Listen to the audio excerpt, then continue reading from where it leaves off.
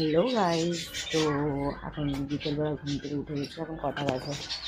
বাজে হলো 4:30 মতন বাজে। তো চলো এখন একটু ফ্রেঞ্চ ফ্রাই ভাজবো আর একটু চা করবো।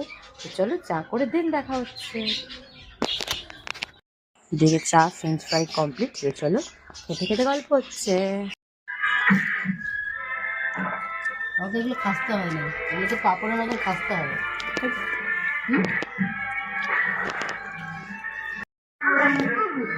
এরকম করে নিয়ে একটা কামড় দিয়ে তারপর বলে ঢুকে করে না।